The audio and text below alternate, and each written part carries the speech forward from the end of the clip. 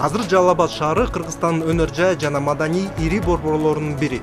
Жашоочулардын саны боюнча Бишкек Оштон кийинки 3-чү шаар.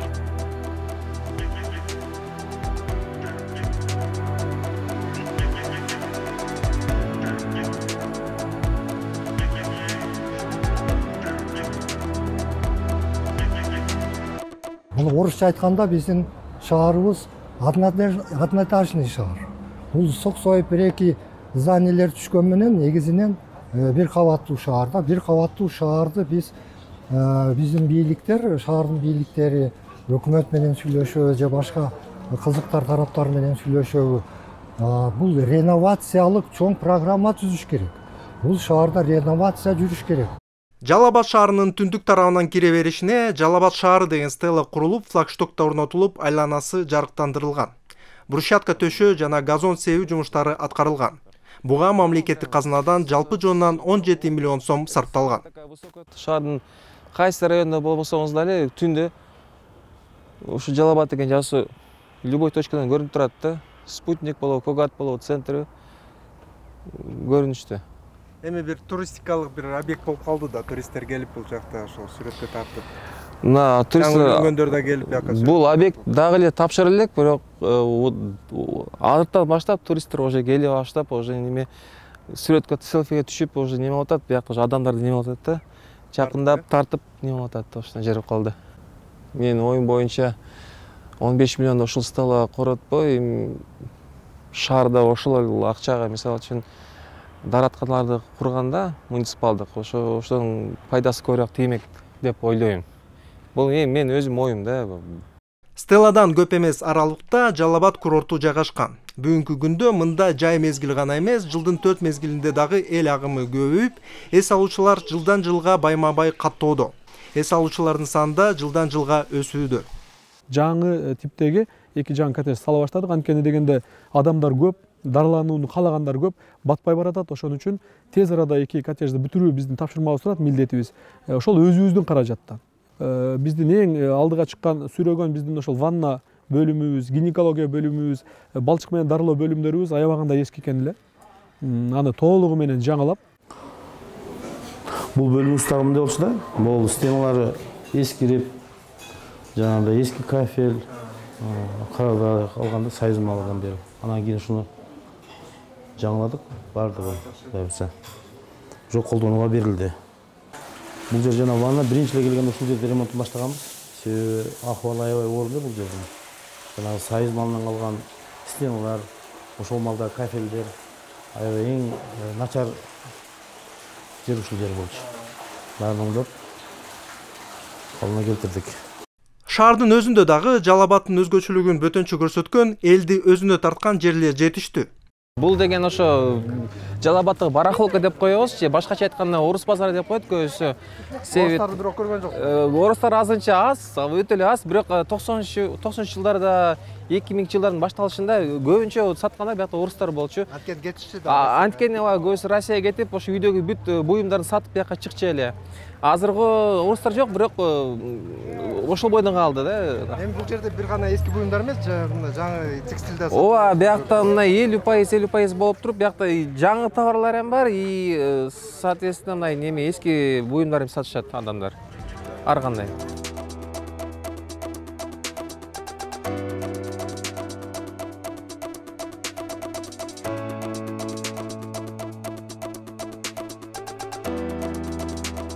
Курорттон Жалал Абад шаарына баруучу жолдун жанында 90-жылдары курулган ипподром жайгашкан.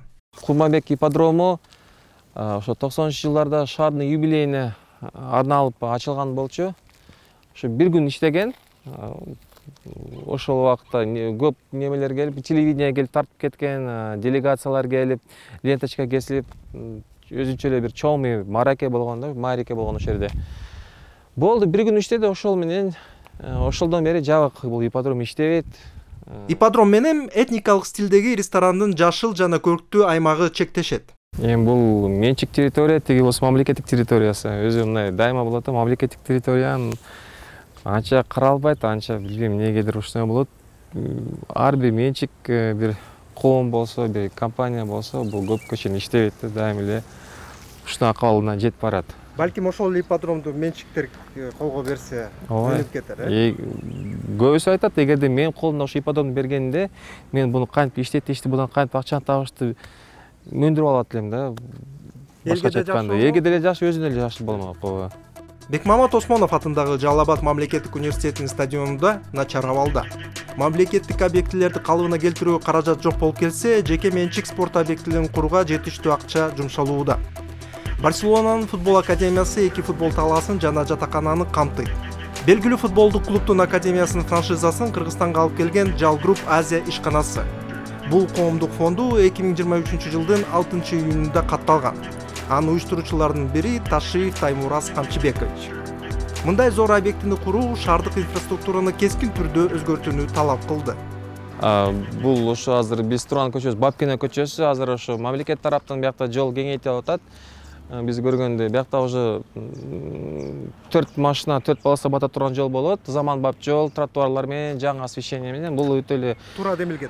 Туура демилге, бул деле шаар үчүн өтө эле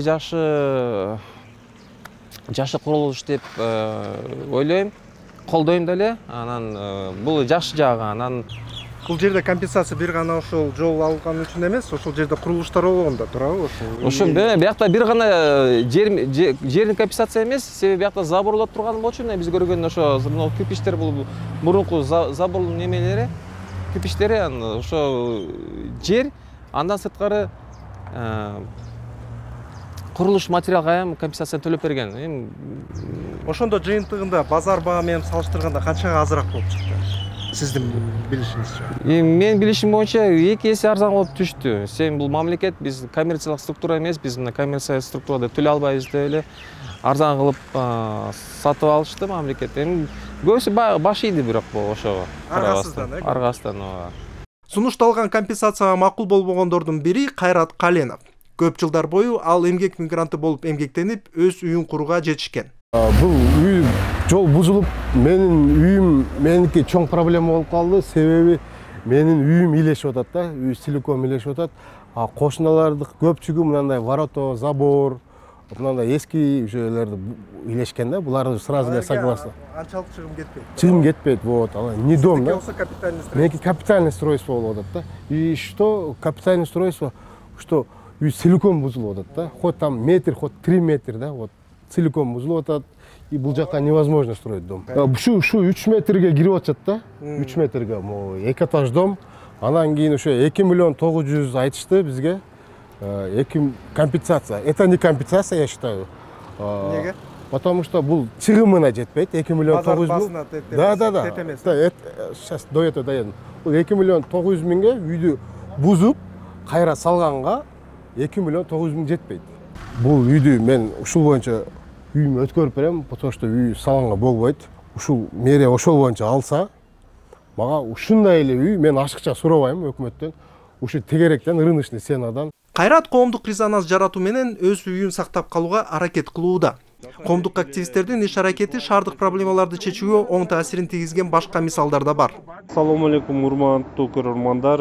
Азыр биз Жалал Абад шаарынын Шоппакова көчөсүндө турабыз. Силер билгендей, бул 2022 жылдын октябрь айынын аягында, ноябрь айынын башында ишке берилген бул жол ачылып, 7 ай ремонт болуп берилген. Бирок силер билгендей, аягында бир 200 метрини сапатсыз жасап койгон. Ошондо биз шаардын жарандары, коомдук кыймылдар, шаардык депутаттар чыккан эле ушу сапатсыз жасалып калды жолду. Сапатсыз жасалып, жакында эле бузулат кайра деп нааразычылыгыбызды билдиргенбиз. Ошондо комиссия кабыл албай, подрядчикке оңдотобуз деди. Мына азыр майдын 19-да турабыз. 2023 жылы азыр көрүп жаткандай төшөлгөн асфальтты кайрадан кырып, бузуп атат. Үстүнө эми сапаттуу кылабыз деп.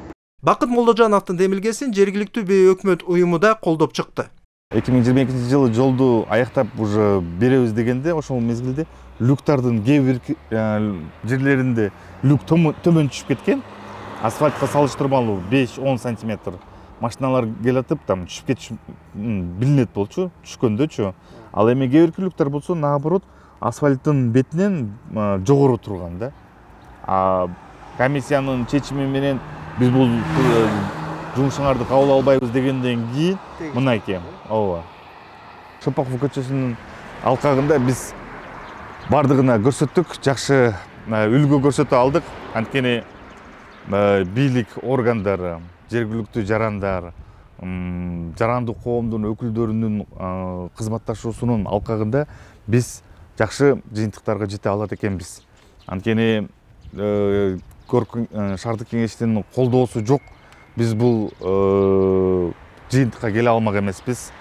Ошол эле мезгилде жарандык коомдун өкүлдөрүнүн активдүү болбосо, алар бул сыяктуу маселелерди көтөрүп чыкпаса дагы, биз бул сыяктуу натыйжага жете алмак эмеспиз. Биз бул нерсеге жеттик бир гана ушул үч тараптын биргеликте активдүү кызматташынын түшүнүүнүн жыйынтыгында биз ушул нерсеге келип жеттик. Бакыт Молдожанов популярдуу блогер. Адилеттүү жарандар деген YouTube каналында шаардын эң орчундуу көйгөйлөрүн көтөрүп келүүдө. Ассаламу алейкум, дос, кандайсыз, жакшысыңарбы? Мол тротуар туура келип, нак тротуарда туруп алыпсыз да? Жок, аласыз, эмне коюп алдыңыз? Эмне себептен? Турасызго, койгонуңузда. Мына көрүп атасыз. Siz kim, kayda, ne ol işteysiz, şunu aytsanız. Менби? Жалабатта өзү кандай чотка бир Жалабатта тургуну, патриот, ошол үчүн айтат. Мен жөн эле тургунумун. Өзүңөрдүн праваңарды ташыйт берет. Мен сурап атам сизден. Кана пешеходуңар 2 жылдан бери бир чызык боло элек мына. Мен сизден сурап атам, эмне мага сайылып атасыз? Эми мындай бул жол жакында эле бир 2-3 жыл болду бул жолду кеңейткенге. Бул жол эки жака жүрө турган болду, бир жака жүрө турган болду. Мына өзүңөр көрүп атасыңар. Ошончо 4 катар машина батса дагы, бир катар бир машина бата турган эле жай калат да. Байкасаңар, знак турат, эвакуация, парковка деген, остановка запрещена деген 3. чекит 27 знагы турат. Ага карабай, мына бүгүн бир эле катар, себеби базар жабык да сан день. Эртең базар ачык болгондо келсеңер, могул жерде аябай башаламан болуп турган болот да. Ооба. Мына көрүп атасыз, мына ачык турат, бети ачык турат, нандын, мантынын, самсанын. Могул жерде шамал болуп атат, чаң болуп атат, адамдар өтүп атат, чүчкүрүп атат, жөтөлүп атат. Аны кесепеттер көп. Ооба, ким ону карайт, ким билбейм.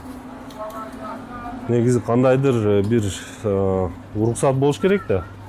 Курганда эле 1-жыл эле бузулуп баштаган, азыр мунун оңдоо иштери бүткөндөн кийин көрүп атасыңар, бул жөн эле шып алган эле үстү, шыбагы түшүп, могул жерден суу агып, могул дүкөндөрдө толугу менен суу каптап, себеби үстүнү жасаган фирма гидроизоляция кылбай эле тапшырып кеткен. Жамбыр жайт, суу өтөт. 4 жыл өтпөйлү, э? Ооба. Азыр мисалы могу көпүрөнү караңыз. Эми мында көрүнүшү мүмкүн жакшыдыр. А бирок муну темир да. Бул мисалы 2-чи кабаттын бийиктигине чыгыш керек да, же 3-чү кабаттын бийиктигине. Макул, сиз же мен чыгып кете берем. Бирок мүмкүнчүлүгү чектелгенге карап, бирок чыкканына жөө көзүн жетпейт. Бул жерде мүмкүнчүлүк чектелген эмес, путу соода эле анча мынча чыга албайт. Жамгыр, кышта билбейм, мен өткөндө, ооба, мен аябай кооптуу деп коркуп, мындай кармап чыгам да. Чалынып кетсең, же мүдүрүлүп кетсең, темирге башың тийсе. Тротуарлардын абалы шаардын көбүнчө жерде кейиштүү абалда. Мынакей биз тротуарда басып баратып элек, анан кийин асфальттаганын көргүдүк. Анан кийин туюк жер экен да. Андан ары өтө албайсыз. Ошондон арыкты аттап, мындай трассага чыкканга биз мажбурбуз. Өзгөчө жайда мындай тротуар жасалбаса дагы, жасалып бүтсө жайкын мезгилде бул тротуарда басып өтүү абдан эле кыйынчылык туудурат. Анткени күн абдан эле каптап турат. Аны болсо бизди сактаган бак-дарактар жокко эсе да. Капталып басып, мына тер агып, кыйналып атабыз булат экөөбүз. Бизде вело жүрүүчүлөрдү же мындай айдоочу катары эңсебейт, же жөө жүрүш пешеход катары эңсебейт. Тротуарда жүрсөң пешеходдор жаман көрөт, жолдо жүрсөң айдоочулар жаман көрөт. Ошол үчүн биз азыр мэриядан суранып атабыз. Суранып бир нече жолу сурандык. Азыр кээ бир жолдорго велодорожка, вело жол кылып жасап атат. ошол үчүн аябай ыраазычылыгыбызды билдиребиз. Бирок ал аз. Азыр велосипедде жүрүүчүлөр көп болсо, бул проблемалар да эле чечилет эле дейм деп ойлойм да. Жолдор курулуп атат, бирок именно велосипедисттерге жол жок болуп атат. Бул өтө эле жакшы иш болмок. Эгерде мисалы үчүн адамдардын көбүсү велосипедке өткөндө пробкалар эми азаят эле, экологиялык абалда өзгөрүлүп эле жакшы болмок да ошондо. Эми Жалал Абад шаарын велосипед теүүчүнүн көзү менен карап көрсөк. Азыркы биз көрүп атканыбыз бул Жалал Абаддын Ленина көчөсү деп аталат. Бул центральный көчө, эң негизги көчөсү деп койсок болот, эң узун көчө. Атайын велосипедисттер үчүн бир белгиси жок. Эгерде мына краскаланып белгилеп коюп койгондо 1 метрдей аралык болгондо бул уже бир аз велосипед айдагандарга бир аз жеңилдик болот эле, анан коопсуздук жагынан да жакшы болмок да адамдарга. Знак турса деле, бирок баштан баары кое беришет. Ооба, себеби мына Сиздерди да мажбур кылып атат. Ооба, мен аля жоктун ошо машинаны айланып чыгам деп, мен уже аля жоктун мен жолдун ортосуна чыгып калатам да велосипед менен. Бул уже өзүмө коркунуч болуп атат да, себеби машинаны уруп кетиши мүмкүн аркадан. Эми ушундай коркунуч бар. Бул чаккан шаар Жалал Абад. Биз велосипед менен Жалал Абаддын ар бир точкасына 10-15 мүнөт ичинде жетип барсак болот. Өтө деле мындай дөңдөр деле жок. Жолдору мындай жайгашкан жерибизде тегиз да, көп нагрузка деле болбойт велосипед айдап атканда. Келиңиздер, азыр маршрутканы токтотуп көрөлүк. Тартип боюнча ал токтош керек, бирок азыр эксперименттин натыйжасын карап көрөлүк. 2 киши канча болот? 30. Бишкектегидей эле маршруткалардагы аялдаманын астында токтобойт. Ар кайсы жерде кол көтөрсө ошол жакта токтоп көрүп жатабыз. Эми ошол айдоочунун да түшүнсө болот, анткени ошол аякталган аялдамалар жок да, жокко эсе. Абдан эле ысык. Анан кийин маршрутканын ичинде ошол сырттагыдай эле ысык да, анткени элдер көп. Эми акырын чыгышсак болот окшойт.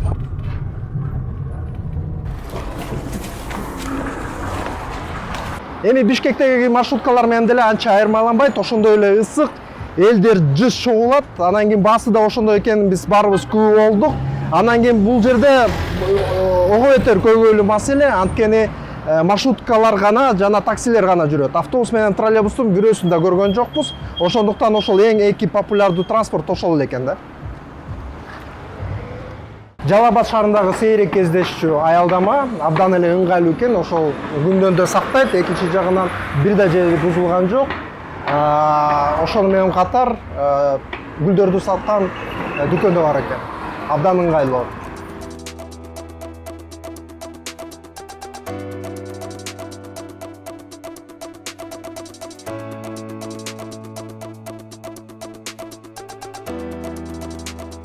Жалал Абад шаарынын борбордук базары жарандарга бир топ ыңгайсыздыктарды жаратууда. Көйгөйлөрдү түшүнгөн Жалал Абад шаардык мэриясы борбордук базарды шаардын четине көчүрүү чечимине келди. Бирок эл жалпы жонунан эски базарды тандоодо. Ооба, 1 жыл болуп калды жаңы муниципалдык базар ачылганы. Бирок эл ал жака барбаган себеби логистика, маршруткалар каралган эмес да. Себеби бул базардан ал жак арзан болгону менен, арзан сатып алгандан башка ошол сатып алганыңды үйгө да алып барыш керек да, көтөрүп, туурабы? Ал жака маршрут каттабаса, такси каттабаса кантип алып кетет. Ошол үчүн ал базар азыр иштебей жатат. Бирок биз сунуш киргиздик, жаңы тендер өткөзгөндө маршрутный линиялардычы. Ошол маршрутный линияны шаарда жарым эле маршрутный линиялар ошол жак менен өтө турган кылып койсо, ошол бир суроон маселени чечет эле да. Маселени чечет. Бул жерде мусорка маселеси чыгат экен. Ооба, бул жерде биз бир нече жолу ушул жердеги дүкөндөргө кайрылганбыз. Бул жерде байкасаңар мелко оптовый дүкөндөр бар. Ошол жерде эле алып бичип эле ташай берет, же ошол тарасы бошогондо, коробкалар бошогондо, же могул мастерскойлор алып чыгып эле таштандыны арыкка таштайт. бир нече жолу айтканбыз, коробка коюп койгула, ошого таштагыла. Макул дейт, бирок аң сезим ушундай экен да. Базардын ичинен келип жатабыз. Кишилер чын эле көп. Суббота, воскресенье болбосо деле, кудай. Киши көп экенин көрүп жатабыз. Бул жерден ошол акча алмаштыруудан баштап, азык-түлүккө чейин, анан кийим-кечеге чейин баары сатылып жатат. Мындай бөлүнгөн эмес да. Тиги жаңы базарды көргөндө ал жерде так бөлүнгөн. Азык-түлүк бөлүмү, вещевой рынок. А бул жерде болсо баары аралаш да. Мындай базарды мен биринчи жолу көрүп жатам. Бул Борбордун шаардын чок ортосунда жайгашкан. Анткени тартип боюнча базар шаардын четинде жайгаштырылыш керек. Ошондой ой болгон, бирок ал ишке ашпай жатат. Эмне себептен андай болуп жатканы дагы деле түшүнүксүз. Бирок буга чейин убада кылышкан да, ошол жака баарын тең көчүрөбүз депчи, бул базарды ошол жаңы базарга көчүрөбүз депчи. Кантип мажбурлай албайт деле, көчүргөн. Убада. Сиздерге ошондой сунуш түштү эле, баргыла ошол жака жагыш. А силер аны макул болбойсуз. Мен барбадым, элдер барып көрүштү, аяка барып сода болбойт экен, 2-3 күн отуруп эле кайтып бияка келип калышты да. Сода болбойт экен депчи. Мындай караганда 30 жылдан бери бул базар экен да, баардыгы. Ал жака адам барбайт экен деп атышат да баргандар. Эгерде каттам түзүп койсочу ошол эмелерди. Эле адамдарды зордоп алып бара албайт экенсиң да. Бир күн барат экен, эртеси жок. А бул жерде өздөрү эле келип уже көнүп калышкан. Бул базарда мисалы кышкы убакта сыйгалак дейт, басканга кыйын деп атышат да. Атыякта шарттар түзүлгөн. Шарт адам жок болсо шарттын кереги жок да. Жаңы базардын аянты 3,5 гектар жерди ээлеп, баардык шарттар түзүлгөн. Муниципалдык базарда 1000ге чукул соода жайлары, атайын унаа токточу жайы да бар. Курулушка жергиликтүү бюджеттен 25 миллион сом бөлүнгөн. Шаардын борборундагы тыгындыны жок кылуу, анан стихийный жанагындай ар жерде турган чачкынды сооданы жок кылуу деген максатында курулду деп мэр өзү ачып атпайбы, мындачы ачылыштачы. Анан биз ошого эме кылып ишенип, үмүт кылып келгенбиз да, бергечи. Эми мэриядан ижарага алып атасыңар да туурабы? Ооба, ижарага алып мамлекеттик базар деп отурабыз. Бирок чыгымдар болуп атат туурабы? Элдер келбесе чыгым болот. Ооба, андан тышкары биз бүт товарларды киргизип алганбыз. Товарлардын өзүнө адамдардын эми ар ким ар кандай миллионго чейин киргизген адамдар бар. Ошол үмүт менен Ооба, мамлекетке ишенип. Ошондо муниципалитет эмне кылыш керек? Тиги базарды жабыш керекпи силердин оюңузча? Айтып берсеңиз. Базарды, мисалы, базарды полный жаппасын, ошо тыгынды, ал жердеги тыгынды, чачкынды соодагерлерди бул жака көчүрүп берсин. Бизге деген мына тоолуу районду эле автобекетти ушул жака көчүрүп берсе, вот шаардагы тыгындагы жоюлмак да. Но тоо тараптагылар дагы ушул жака келип, бул жерден соодасын кылып кете бермек.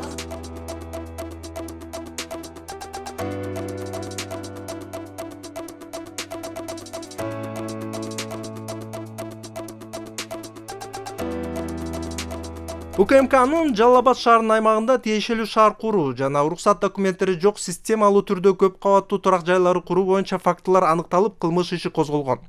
Алардын бири Айтматов атындагы үй комплекси. 2019-жылы салынган. Ошо биз 2020 кирип алдык. Ошондон бери жашап атабыз. Самоделка өзүңүз? Ооба, ремонтту баарыбыз өзүбүз жашадык. Мынакей мен көрүп атам, Чыңгыз Айтматовдон эстелик. Биринчи жолу көрүп атканымда двордо эстелик турганычы. Ооба, ушул биздин дос курулуш компаниясы ушул Чыңгыз Айтматов ордосу деп ушул үйдүн атын ошо Чыңгыз Айтматов ордосу деп ушул эстеликти коюп берди. Өзүңүздүн үйүңүздү көрсөтүп коесузбу? Подъезди дагы келип көрүп. Макул, мейли.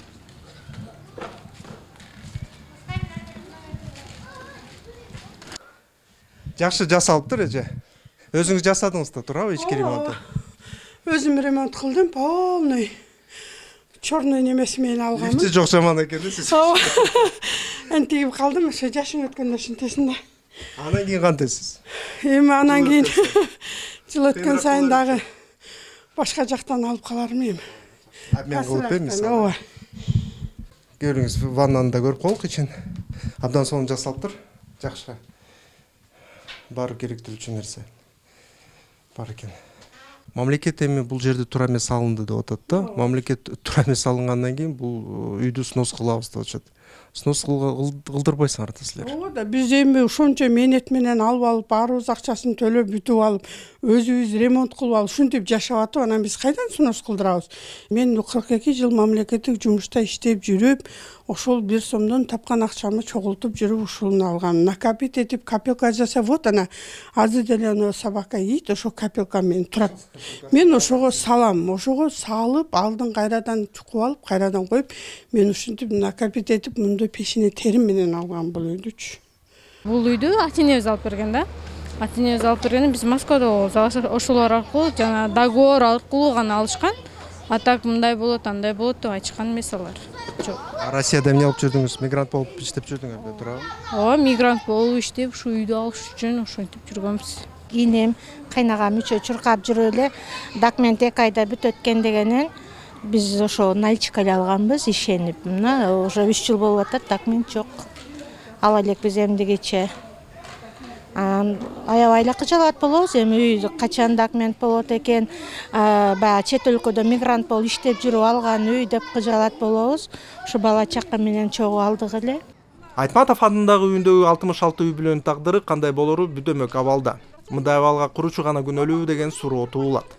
Тийиштүү кызматтар деле, укук коргоо органдары деле, ошол эле териштирүү текшерүү кызматтары деле, архитектура деле үй көтөрүлүп, ага ошол ишкер бардык болгон дараметин жумшап, бардык нерсесин чаптап дегендей куруп бүтүп, адамдарга бергенден кийин ушундай жагдайларга кантип жол берилип атат да. Бүгүнкү күндө бул жердеги адамдардын колунда документи жок, тийиштүү документи жок. Алар деген бир жерге барып кандайдыр бир тактама ала албайт, каттала албайт. Мындай жок эсе адамдар да. Совет мезгилде Жалал Абад эң көп дегенде 50 000 кишиге ылыкталган болчу. Азыр шаардыктардын саны 200 000ден ашкан. Жалал Абад Бишкектегидей эле жерди басып алуу маселеси курчуп турат. Бүгүнкү бийликтерди багы оңго барсаң өзүң өлөсүң, солго барсаң атың өлөт деген эле маселе. Анткени бир кездерде жерди басып алышкан. Бул укуктук бейбаштык болгон. Беспредел деп коет. Ошол болгон. Анан алар басып алгандар өзүнө туура эмес ишин абдан жакшы түшүнүшөт. Алар бирөөлөргө саткан. Алар дагы бирөөлөргө сатты. Азыр 3-4 этап бар да жерде. Эми ошол акырында үйдү ошол жерде алып, жайгашып, там салгандарды азыр биз давайте бардыгын снос кылабыз, силер давайте жоголгула деш. Бул өтө кыйын иш. Дагы эле бирок деген жери бар. Бизде Жалал Абад шаарында басып алынган жерлер промышленный зонада. Алар кайсы промышленный объекттердин жанында. Эми алар куруп алып, сатып алышып, анан кийин буларды объекттерди токтотуш керек. Анткени биздин ден соолугубузга зыян келтирип атат. Биздин бул жерде бала чакабыз бар, кара картаңдар бар, аялдар бар, тигилер булар жаңы проблема келип чыккан. Ал проблеманы кантип чечебиз? Же өнөр жай объектилерин токтотуш керек, элди багып аткан. Же тигилерди жагын басыш керек. Аны кантип басабыз? Мына жерде биздин Жалал Абадтын шаарынын бийликтеринин алдында бул өтө чоң, кыйын көйгөй да. Жергиликтүү олигарх ошол убакта Жалал Абад шаардык кеңешинин депутаты Бактияр Ширматов өнөр жай аймагын тилкелерге бөлүп тургундарга сатып жиберген. Ал эми 16-жылы шаардык кеңеш бул жерлердин макамын мыйзамдаштырууга аракет кылып, 1 жылдан кийин бул чечимди прокуратура жокко чыгарган. Биз Бактияр Ширматовдон 2016-жылы сатып алганбыз бул жерди. Элдин бардыгы эле 152 участок болгон. Сатып алгандан кийин элдерге сатканда мындай кызыл китептери менен саткан. Баягы элдин көбү эле кызыл китептин ичинде эмне деген жазуусу бар карабайт экен да. Алар сатып алганда кызыл китебиз бар. Мына иш кагаздары, кызыл китеп. Ушуларды көрөткөн дагы болду. Биздики бардыгы документалный, бардыгы эч кандай эмеси жок деген. Бул жерде кандай маселе? Бул жерде өзү мына жерде неме деген жери болуш керек экен. Кызыл китепте турак жай курууга же промзона деген. А мисалы үчүн мына меникинде бул жерде же промзона деген жери жок. Өндүрүштүк. Же турак жай курууга деген жери жок да, ошол нерсеси жазылбай калган. бул атайлап эле жазбай коюшу мүмкүн булардынчы. Анан баягы садикке барса дагы, мектепке барса дагы, кайсы жерге барса дагы документ сурайт экен бардык жердечи. Прописка азыр эми санарып болуп калды. Мына санарып түндүктеп азыр мына эч ким мына жерде эч кимибиз тура албай атабыз.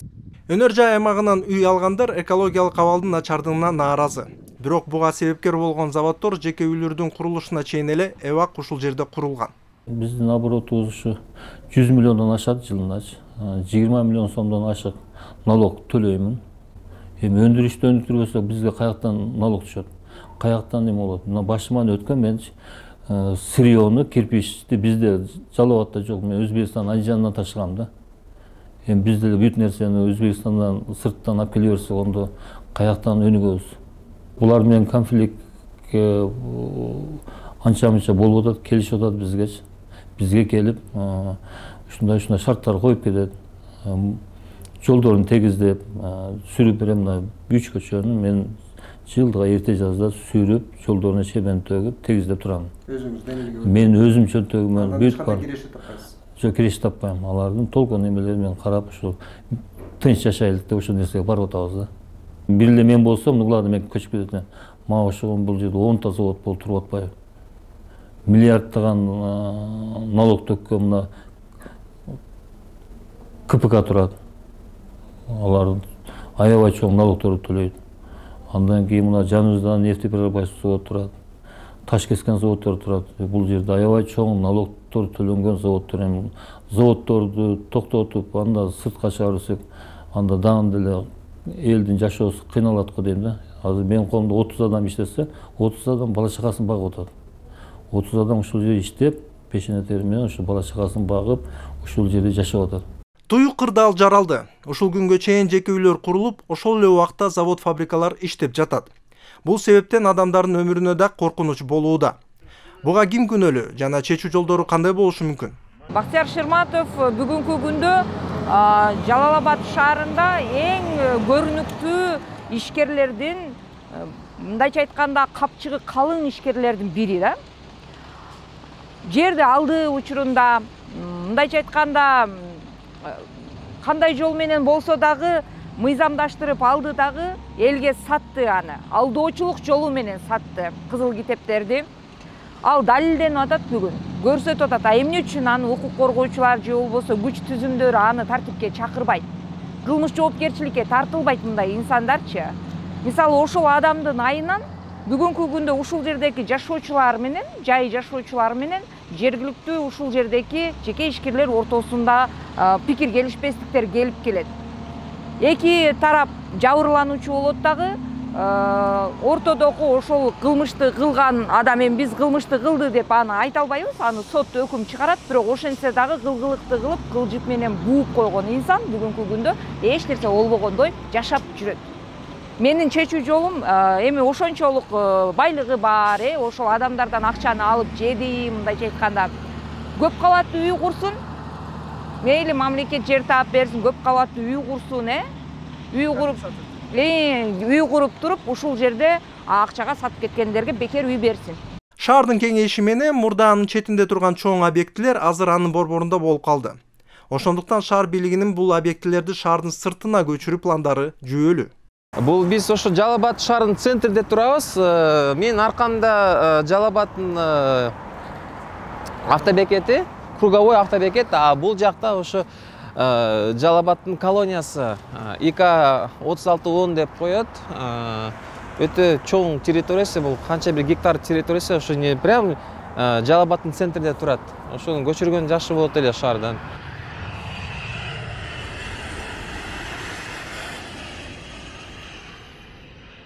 Биз азыр Спутник деген кичи шаарда турабыз. Бул аркабыздагы бул Жалал Абад шаарынын аэропорту болот.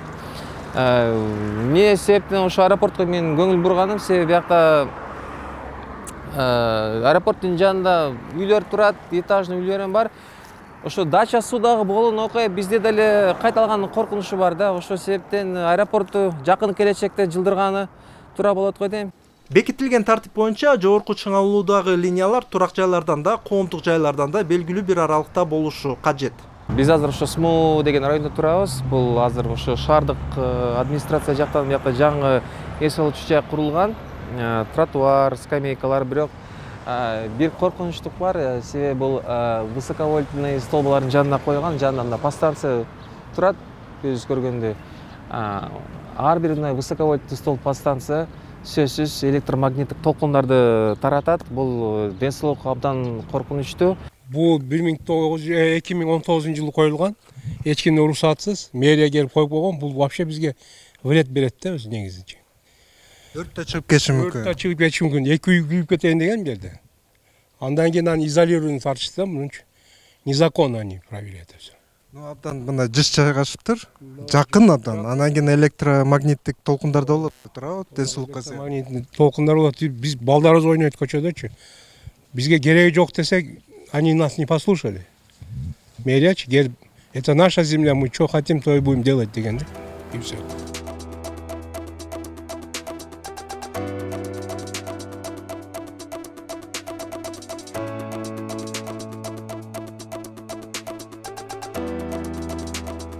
Жайында абанын температурасы 40 градустан ашканда шаардыктар өзгөчө бак дарактардын дем берүүчү көлөкөсүнө абдан муктаж.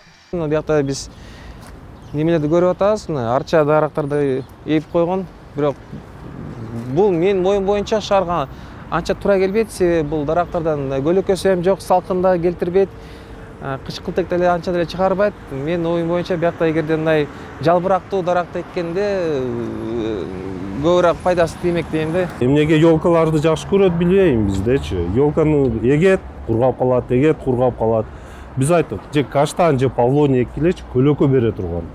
Мындай адам чыгып, рахаттап алып, ошону көлөкөсүдө дем алса, ошол эле дарак болсо салкыныраак болот да. Мындай эми жанагы изилдөөлөр жүргүзүлгөн экен да. Дарак бар жерде bir 7-8 градус төмөн болот экен да, ысыкчы. Мындай какыраган бетондон же брусчаткадан күндү нуру тийип, кайра көтөрүлүп ысыйт экен да. Ошол үчүн жок дегенде ушул шаардын борборуну Бишкектеги Жиржинка, Эркиндик бульвары, Жаш гвардия бульварында болсо отуруп мындай адамдар коноктор да кетсе көрсөтө турган нерсебиз болуш керек.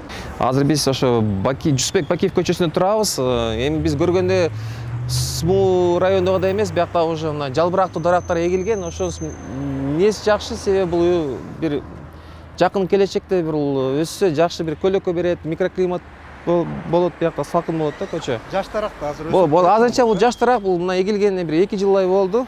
Бул бир тарабы, анан экинчиси биякта азыр көргөндө астынан капельный орошение деп коет. Ошондой капельный орошение менен сугарылат бул дарактар. Бул заманбап, себеби бул суу жактан абдан күчтүү экономия болот. Ар бир дарактын алдына көрсөк, астынан мындай бир тешиктер бар, ошондон секин суу чачырап турат бул дарактарга. Жалал Абадтын климаты абдан кургак. Ошондуктан жашыл аянттарды сугаруунун эффективдүү жолун издеп таап, уюштуруу өтө маанилүү нерсе. Жалал Абадта арыктар көп, бирок аларда суу агып жатканын мен бир да жолу көргөн жокмун да. Суу арыктан акпаганын биз көрүп жатабыз, бирок ошол жердин астынан труба өтүп, ошол суу камсыз кылып аткан ошол нерсе окшойт. Кайра жердин астына кетип атат. Анан бул жерде ошол суу агылган кранчикти көрүп атабыз. Мынакей бурап көрөлүк. Ошондо бул таза суу окшойт. Жердин астынан чыккан. Ичип көрөлүк. Таза экен. Эми бул бюджетный капельный орошение да. Ар бирибиздин колубузда, ар бирибиздин чөнтөгүбүзгө туура келе турган капельный орошение деп койсок да болот. Баклажка деген көрүп атасыңар мындай любой эле жерде жатат биз, и любой жерде жатат бизде. Бул эми негизи мындай суу жоктукта мындай кылып койсо дарактарга, өсүмдүктөргө аябай жакшы нерсе да. Жалал Абад шаарында шаар менен аралаган суу жок. Азыркы учурда ошо полив системасы өтө курч болуп турат. Ошону насос аркылуу шаарларга кое берип, сугаруу маселеси каралып атат. Азыр Көктөгүндүрү чарбасында водовоздон 3 водовоз бар. Могу күн ысып кеткенине байланыштуу баардыгы түнкү сменде график менен иш алып барылат. Конечно, каалайт элем, эми жаңы техникага болсо жакшы болот элем. Эски техникалар эскилиги жеткен үчүн өзүңүздөр билесиздер, бат-бат бузулуп калып атат.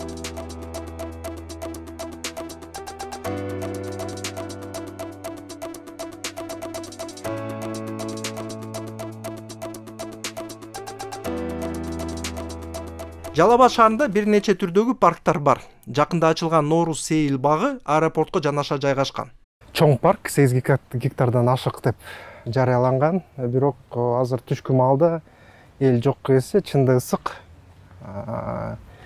Бактарактар өссө дагы алар мындай бизде күнөн көп сакталгандай сезилет. Эми бул жерде аттракциондорду салуу аракети да болгон, бирок мен буга карамандай каршымын. Анткени парктын өзүнүн функциясы негизгиси бул жерде ошол табигат менен таттуу мамиледе болуп, мындай рахат алуу да. Ал эми ошол парк аттракциондор болгон жерде андай максатка жетиши мүмкүн эмес. Бул парктагы башка парктар сыяктуу эле шлангтар менен сугарылат. Өзүнүн өзгөчөлүгү да. Арыктар жок эсе, шлангтар менен гана.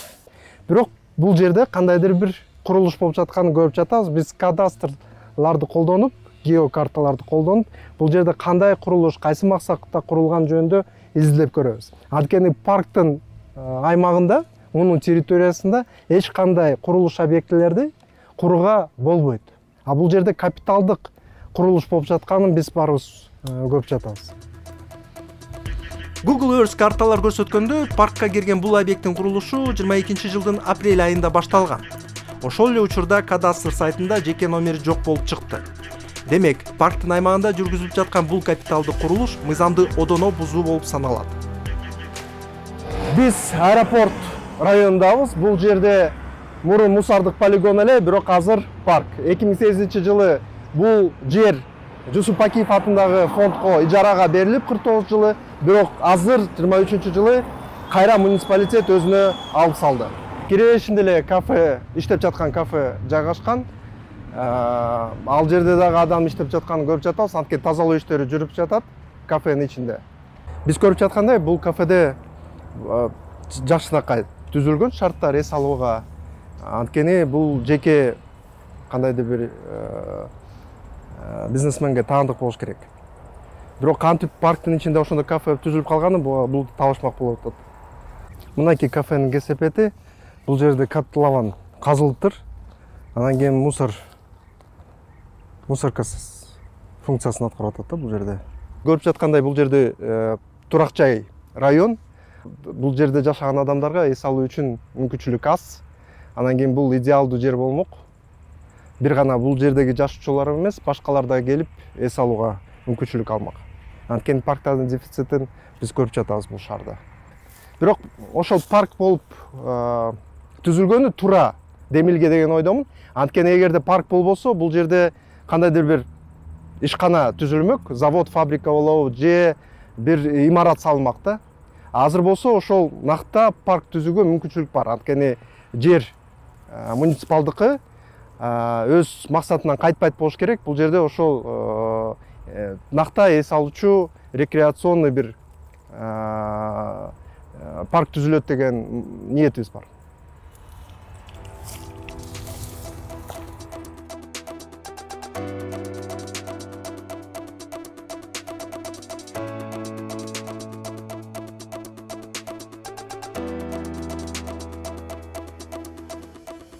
Кыргыз СССР Компартиясынын Борбордук комитетинин биринчи катчысы Турдакун Усубалиевдин эскерүүлөрүнө ылайык Жалал Абад 20-кылымдын 20-жылдарында Союздук Республиканын борбору болуп калышы мүмкүн болчу экен. Бирок акырында тандоо Фрунзеге, азыркы Бишкекке тийди. Жакынкы келечекте Жалал Абад чындап эле бүткүл Борбор Азиянын эң көрүнүктүү шаарга айланып кетишине бардыгыбыз аракет кылышыбыз абзел.